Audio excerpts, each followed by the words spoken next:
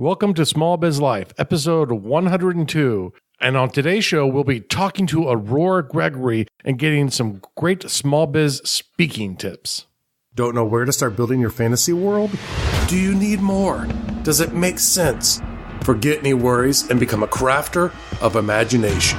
This is the place that will help prime your mind. Now, it's time to heat up the forge, break out the mithril ingots and hammer.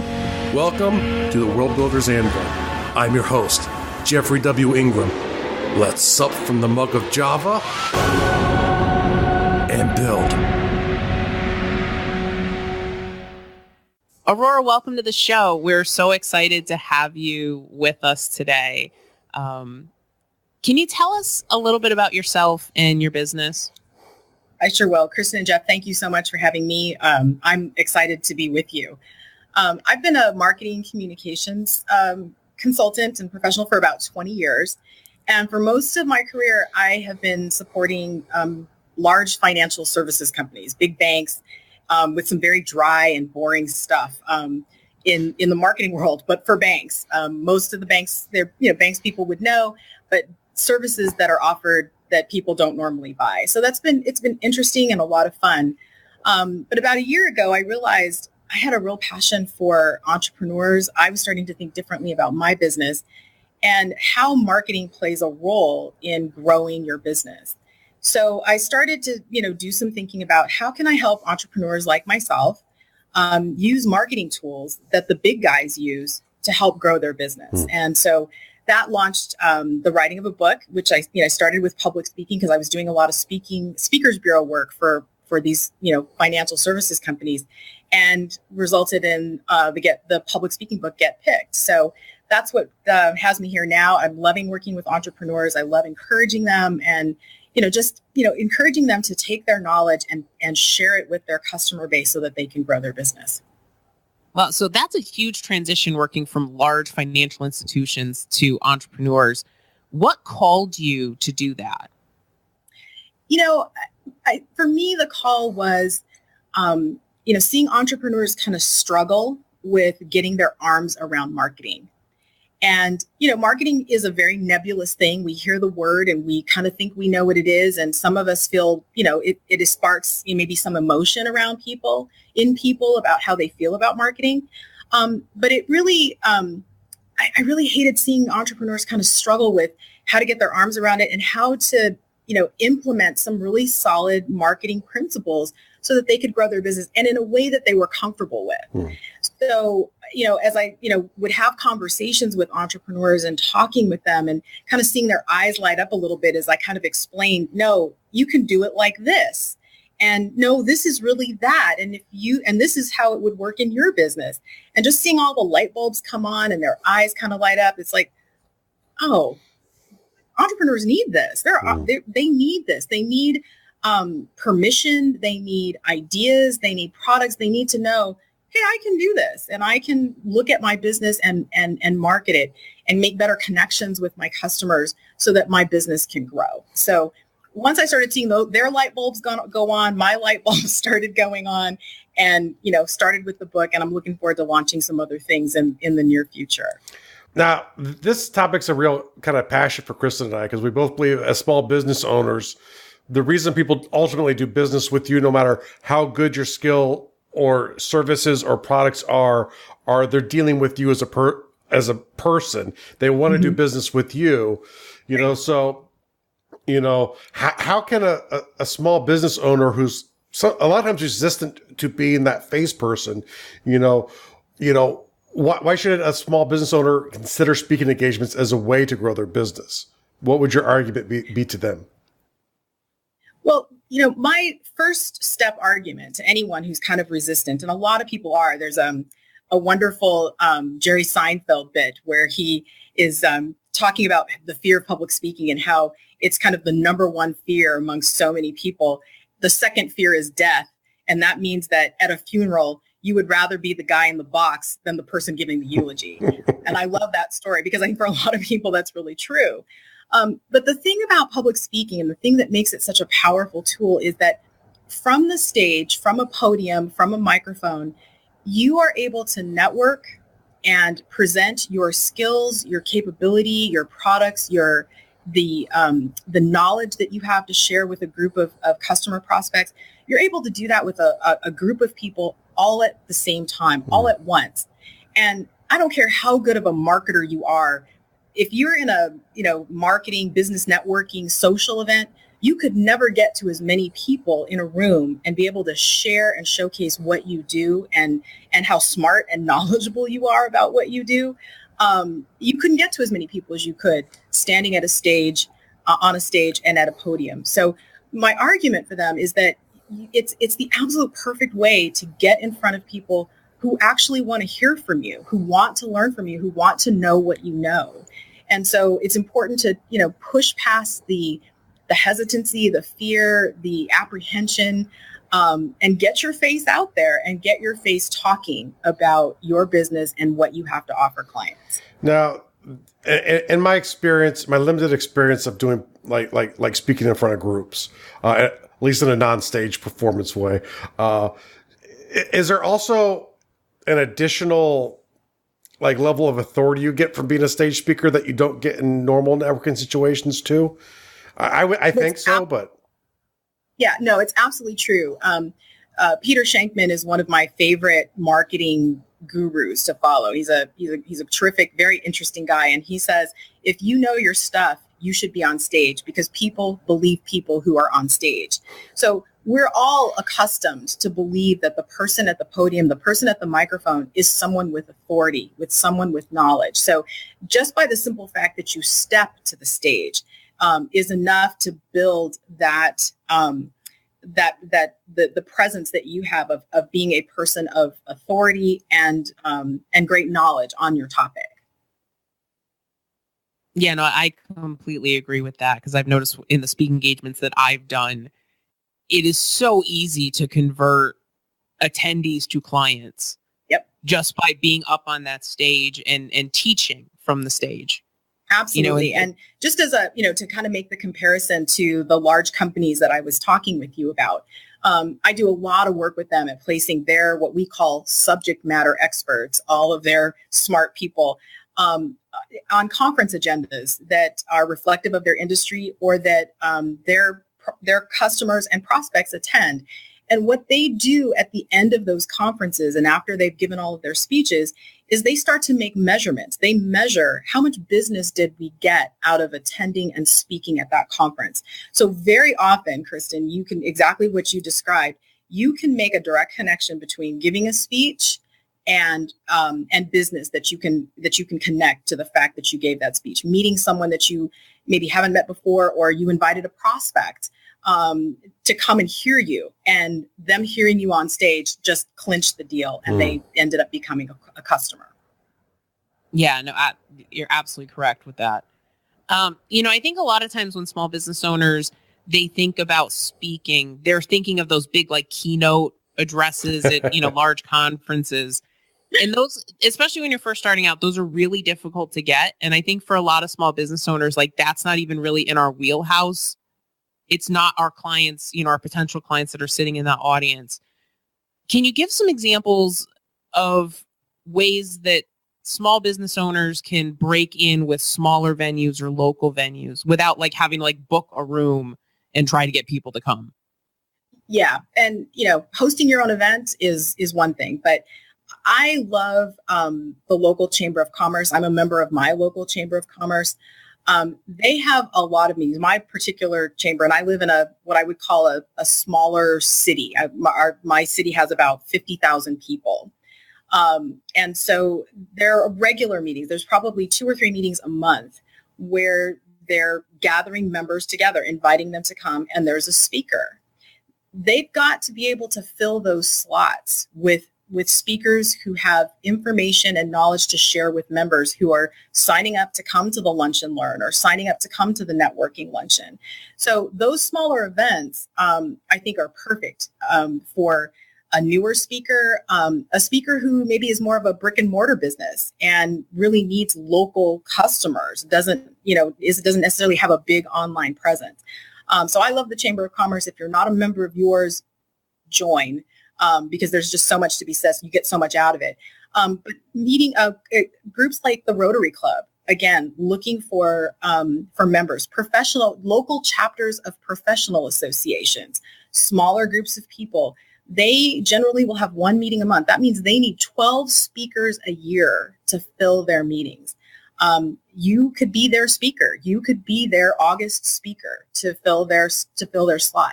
So those smaller events are a great place to start, and they may actually be more ideal for you as a business owner. A large national conference may not be what you need to grow your business. And it's interesting because I like that you mentioned professional organizations, because I think a lot of people, they're like, okay, well, there's an attorney group and there's a, state society of CPAs, and I'm not either one of those, but, let's say you're a marketing person, you can go speak to those groups about how to better market themselves. If you are an IT person, talk to them about securing their data. Mm-hmm. You do not have to stay within your own industry in order to be able to speak at their events. That's exactly right. And, finding the need that they have and matching it with the knowledge and the information that you have makes a great connection. And so when you're connecting with their event planner, the person responsible for securing those speakers, if you can share that with them in a way that lets them know, I care about this audience and I have something important and valuable that's going to impact how they do their business, how they run their lives, how they do their jobs, it's a perfect match. It's a perfect match. No, that's great. And I don't know if you have them where you are, but we actually have a lot of incubators and entrepreneur centers here. And they are always looking for people to put on workshops. I've done webinars for our local entrepreneur center. And they're, they will actually book, you can use their facilities. They don't charge you for it. A lot of times you're doing it for free. But some of them will actually pay you for it. But I also find that's a great way because they're always looking for new courses and new ways to get new speakers. I think that's really true. Out here, I live in Southern California. And so a lot of what we see is this big growth in co-working spaces. And the co-working spaces used to be just a bunch of offices, and you could rent some time for an hour. If you had a client and you didn't want them to meet in your living room, you could go and rent an office space for a little bit. But now you've got co-working spaces where they're actually renting to entrepreneurs, on a regular basis. They want an office and they want the community of entrepreneurs. And a lot of them are looking, the managers of those co-working spaces are looking to present, lunch and learn events or other types of learning opportunities similar to the ones that you would find in a corporate environment. So you've got this mixed group of entrepreneurs who are, kind of stealing from the corporate world and, putting on these events. And all of them need speakers and all of them need what, all of us have to share. We just got to find the right ones, make connections, build relationships, and be brave. Yeah. And I think one thing a lot of people don't know about chambers of commerce, you don't necessarily have to work in or live in a city or town to join their chamber. So do some hunting around and look for good chambers that have a lot of speaking opportunities if that's something you want to do. Yeah, it's so true. And, just a little story about that. I'm very friendly with my hairdresser, and she is the owner of the shop, and she, has all kinds of other stylists that work in the shop. And so at her recommendation, I joined our local Chamber of Commerce. But sitting in her chair, just talking business, last month, she said, oh, you need to also join Arcadia's chamber and Duarte's chamber. And those are our neighboring cities. She goes, they actually do much, much more to support business. And I was like, wow, I never would have thought of that. Yeah. So I'll be joining those two chambers as well to try to get connected and build connections. Well, it's funny because when I started my CPA firm, I knew a lot of people in like a town, like 2 towns north of ours. And they said, join our chamber and we'll introduce you to everybody. Well, to this day, I still have more clients in that town than the town we live in, and it's just because, I had people introduce me. So, don't think that you have to join your town's chamber.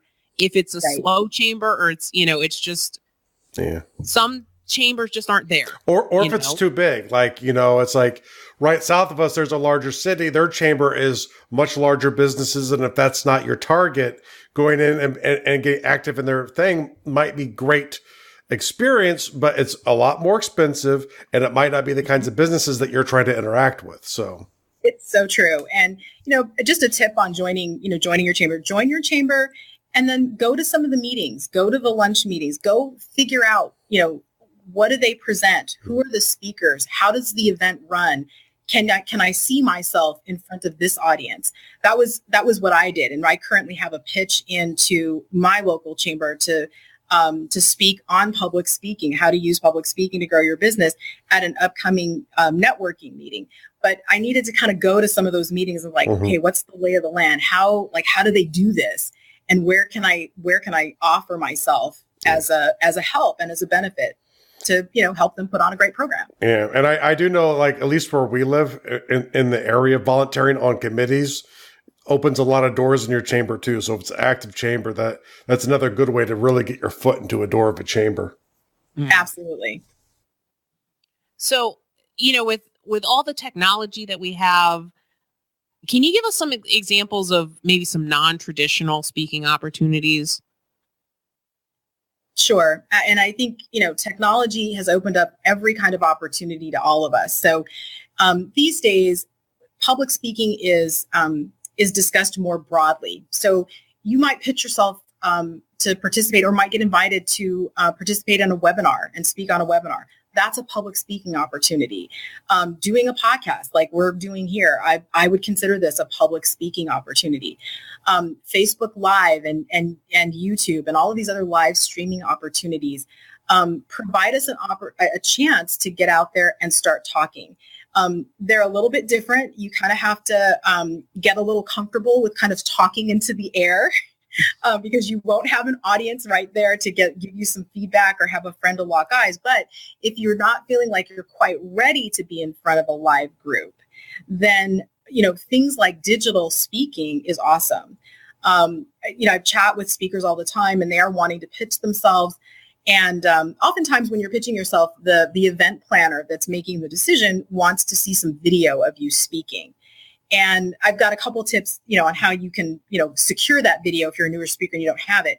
But if you're doing Facebook Live, if you're doing a webinar and they can at least hear your voice, I would totally use those as examples of you speaking because it will give them a great idea of your voice, your personality, your energy. All of that will come through. No, I think that's awesome. And, one thing, if you are like a subject matter expert and you have an advanced degree, go teach an adjunct course at a university. Yep. Because I think that is actually the one thing that helped my speaking the most is actually having to speak in front of 30 students multiple times a week. Yep. On the same material. And, it's funny because I'm not really big on notes when I teach. So it's all kind of up here. And sometimes I kind of have a little bit of an organizational structure of where I'm going to go. Right. But that's it. And so you've got to keep 30 people focused and entertained. And especially if it's a night course for 3 hours. Oh, wow. That is a phenomenal way to hone your public speaking. The ultimate crash course.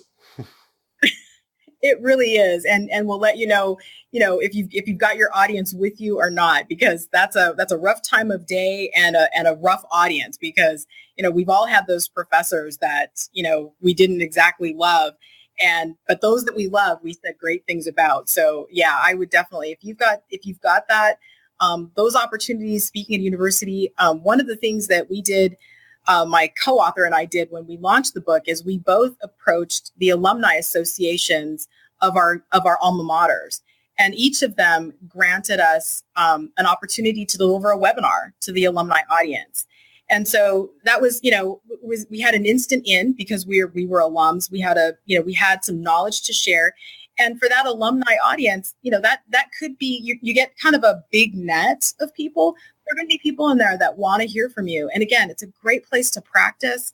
And it's a great place to be able to say, hey, I spoke at this university's alumni monthly professional development call. Those are great things to be able to say. Yeah, no, that's great. And you mentioned a little bit, and I've seen this in our experience where you apply to a conference and they want you to have, they're looking for tape of you speaking. Right. What do you do if you don't have that? Well, this is the tip that I give speakers all the time that don't have that video clip that they're looking for. I would collect my family and friends, get them together. You can get them together in any kind of a space. If someone has a room that they can let you use, you can maybe rent a room in your community center for $50. Maybe you take them all to dinner in a private room in a restaurant, and get them all together. Set up your microphone. Set yourself up as the speaker, and then give a portion of your signature speech or the topic that you want to talk about. You don't have to give the whole thing, but give a portion of it and have someone videotape it for you. No one that you send the video clip to is going to know that all the people in the room are your family and friends. And your family and friends are probably going to be very willing to help you. They're going to be very willing to look engaged and interested in what you're talking about. And you're just asking them to listen to, 5 minutes or so of your presentation. And after that, you can treat them to dinner and it can just be a social engagement. But that's a great way to capture a clip in front of a friendly audience that you can use until you get the clips of you being in front of an actual audience. The event planners are just looking to find out. They just want to know, do you have some energy on stage? Are you engaging? Do you speak with some clarity? They just want to be sure that who they're putting in front of their audience can in fact speak. So don't be afraid to, as I say, mock it up until you get the clips that you actually need from an actual presentation. I got to ask you this, because this is completely why it's good to talk to subject matter experts on something, because people all the time say, how do you overcome that fear to speak in front of people? I'm a ham. You give me 1,000 people, I just get more excited the more people there are. So for me, it's like, especially it's like more disappointing if it's not enough people. So it's like, what do you tell that person who, and I know this is legitimate because I know people who really do struggle. What if their problem is they're just afraid to get up in front of people? Right. Well, there's two things. First, you got to know whether you're afraid or whether you're just nervous. There's a difference between fear and nerves. If fear is really your issue, then what we tend to be afraid of is the fear of the unknown. And it's unknown because we haven't done it. We fear public speaking because we haven't done it. So you push past that fear, you get over the fear by, in fact, doing it. You've got to get yourself in front of smaller groups, do the Facebook Lives, get yourself moving in the direction of speaking more regularly and more consistently. Kind of what, as Kristen was sharing, she had to get up in front of a class several times a week. That's going to get you over your fear really quickly. So we fear the unknown. You have to make public speaking known to you so that you aren't as fearful. If you're nervous, which is different, that's normal and natural. And some of us do have a nervousness that can be a little paralyzing.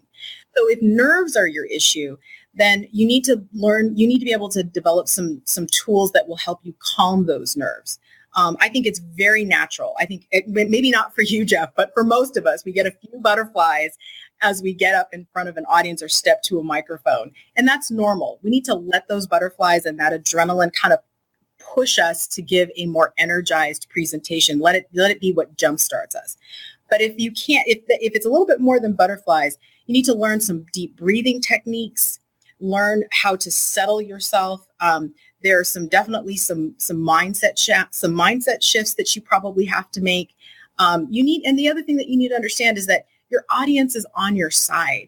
No one comes to hear a speaker because they want to see a train wreck. Nobody wants that. They want to see someone do well because they want to hear, they want to learn, they want to glean from the person on stage. So remember that they're on your side.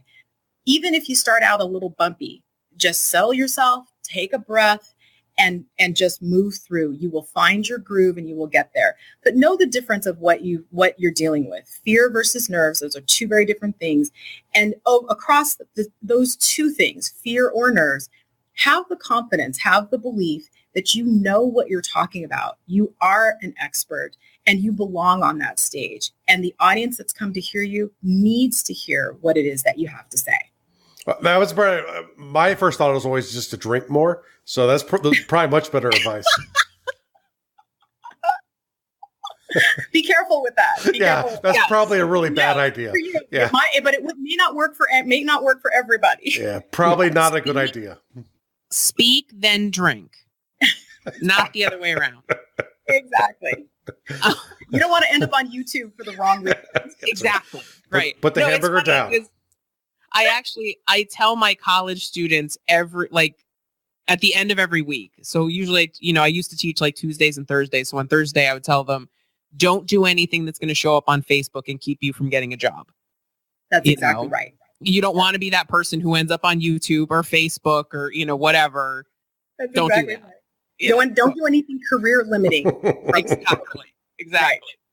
How can someone become a better public speaker? I think there are a lot of people out there that part of the reason that they're afraid is because they've never done it, as you said. Mm-hmm. But, maybe they've spoken a couple times and they've gotten, they're in the known zone now, but they want to become better. I think all of us can become better speakers. I've trained a lot of speakers, but I also have had to, to evaluate myself and look for places where I need to become a better speaker. And I'd have to say, for most of us, the very best tool and organization you can approach is Toastmasters. Toastmasters is awesome. It's not free, but it's worth investing. Every club is different, so find the club that works for you. But Toastmasters, their sole goal is about helping people develop and get better as public speakers. They will teach you to speak in different venues, seated at a table, standing up with a prepared speech, speeches of different lengths. They will challenge you to compete in your club meetings. That is their goal. And so I can't encourage anyone enough. If you are looking for a safe place to get together with a group of people whose sole purpose is to grow in public speaking skills, Toastmasters is your best bet. Awesome. No, that's great. And actually, it's interesting. I'm starting to see more universities that understand that public speaking is a really important skill for their students who are bringing Toastmasters groups onto campus. So I've noticed that too. Our university just formed one last year. And I think it's an awesome opportunity. There's a wonderful clip and quote out there by Warren Buffett. And he talks about the idea of having strengths in what are considered soft skills, like public speaking.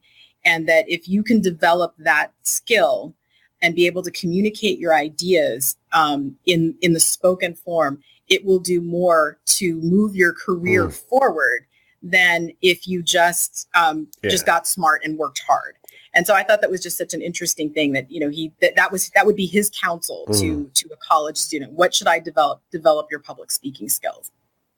Well, it's interesting just going to chamber meetings, and a lot of times if we don't have a speaker, like say it's an opening of a new business or it's just, an after hours, they will typically go around the room and have everyone introduce themselves.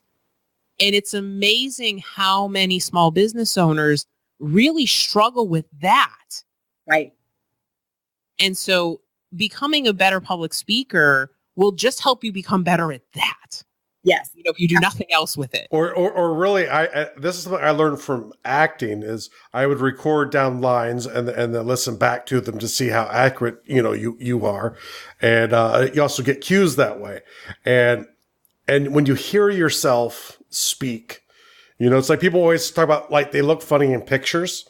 They look funny, visually. But when you hear yourself for the first time, it's like I had very poor diction for years and had no idea because I never heard myself. And then I started editing my own podcast going, but I think just taking the act to record yourself and listen and go, could someone understand this? especially if you're really struggling, would be a good place to maybe start too. But now I have to ask you, because I know you have a lot of great tips for people. But now if I said, I'm sorry, Aurora, you have to come up with the one tip, just one, and that's the only tip you could give to someone, what would that tip be? Oh, this is hard because, there are a lot of suggestions. So I'm going to give a 1, maybe a 1 and a 1A maybe. So the number one tip that I would tell you is you've got to know and believe that you can do it. Mm. That you've got to know and believe that you can get up in front of a microphone and speak knowledgeably and in a compelling way to an audience about your business, about the knowledge that you have, about the needs of your customer group. You have that's a mindset shift that I think all of us have to work on probably a little bit every day as entrepreneurs, as knowing that at any given point in the day we think we're doing great or our business is collapsing. We've got to believe that we can do it. We are experts, and we belong on stage sharing with people who need to know what we know and who need to know that we can help them in a customer service provider relationship. And then the other tip that I would give you is, as you go to events and you see people speaking, don't go just as a collector of information, but go to those events as reconnaissance. You're doing research. Mm-hmm. How can I get on that stage? Go introduce yourself to the event planners. Go meet people that are not the natural folks that you would normally come in contact with, because they're the ones that are going to help you get at that microphone. And that's what you want. So believe that you can do it and get out there and network for the purpose of public speaking. That is awesome. I want to thank you so much for sharing your knowledge with us today.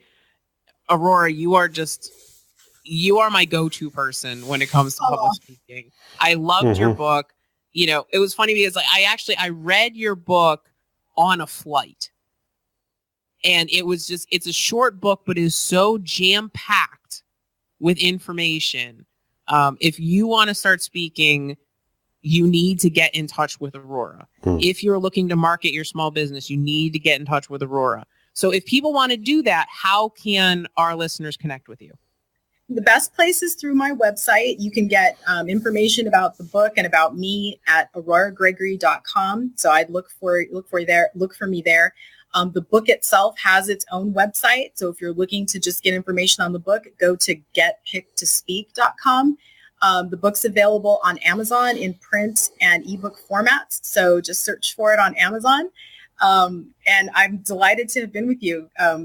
Kristen and Jeff, I'm big fans of yours, as you know. So it's really a treat to be on your podcast and on your show and to be able to talk with your audience. Yeah.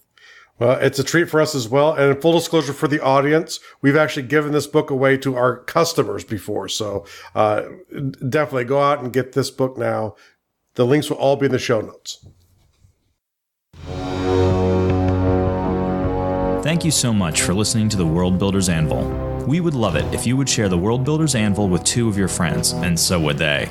If they are unfamiliar with podcasts, then you get to introduce them to the wonderful world of podcasting by showing them Stitcher or iTunes, or, best of all, just send them to our website, www.gardul.com. That's GARDUL.com. Now strike while the mithril's hot.